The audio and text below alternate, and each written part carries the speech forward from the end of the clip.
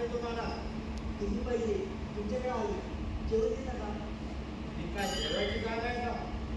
मग विचारता कशाला काय पाहिजे म्हणून? फिर्याद द्यायला आलोय.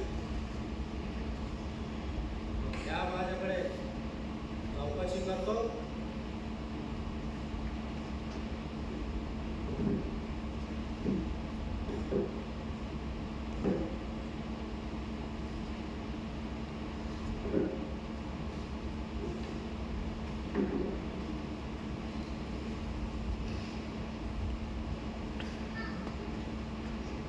तुम्ही फिर्याद द्यायला आले तर माझ्याकडे द्या आणि निघा. चौकशी करतो मी. तुम्ही लिहून घ्या.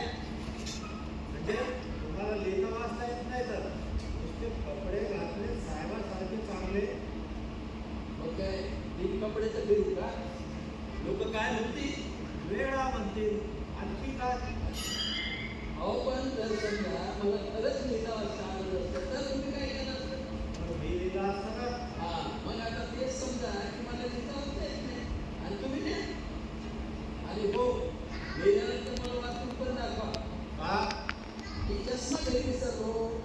काय माणूस आहे? सांगा काय फिर्याद आहे? घ्या लिहून. महोदय पोलीस निरीक्षक साहेब, हे बोला. आमच्या कॉलनीच्या कोपऱ्यावर एक मोठा बंगला आहे. अच्छा. त्या बंगल्यामध्ये एक बाई राहते.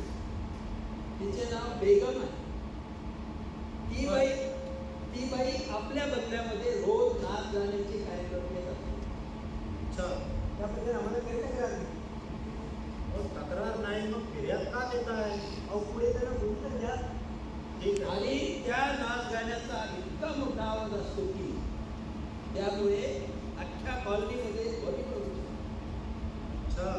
आणि त्या ध्वनी प्रदूषणामुळे कॉलनीतल्या लोकांच्या झोपेचा सत्यानाश होतो.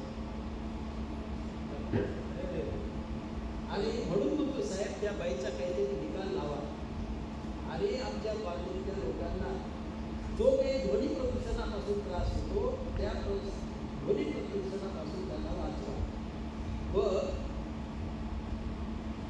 त्यांना या संकटातून मुक्त करा ही आमची नम्र विनंती आहे. आपला रिकामे. रिकामे? काय? अहो रिकामे हे माझं नाव आहे शॉर्ट फॉर्म मध्ये. रिकामे? हा रितेश काकासाहेब मेश्राम. हा. चला खाली सही करा. हो काय करताय?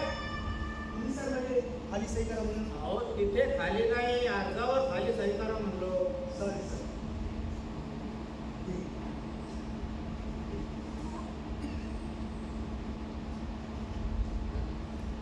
या सर मग आमच्या कॉलनी कशाला? फराळाला. फराळ करा. आता नाही का दिवाळी झाली. असू द्या असू द्या. असू द्या काय त्या बाईचा निकाल लावा नाही का काहीतरी फिर्याद दिली ना आता. म्हणे असू द्या. असं कसं तुम्हाला हे करू लागलं आपली एवढे पैसे तुम्ही ऐकत नाही आमचं. अहो फिर्याद दिली तुम्ही. कसं तपास करेल आता. सगळं काय होईल. एवढ्या दिवसापासून आम्हाला ते थांबा. साहेब आले.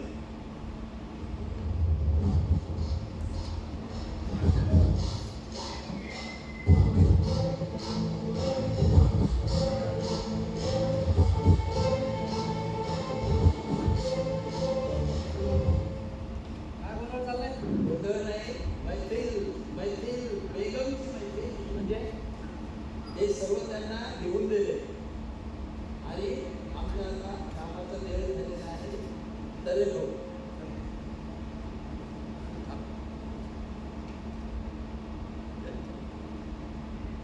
चल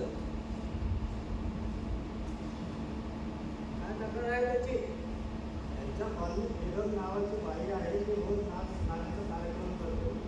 यांना त्याचा काय त्रास? त्यांना ध्वनी प्रदूषणाचा त्रास होतो. अच्छा.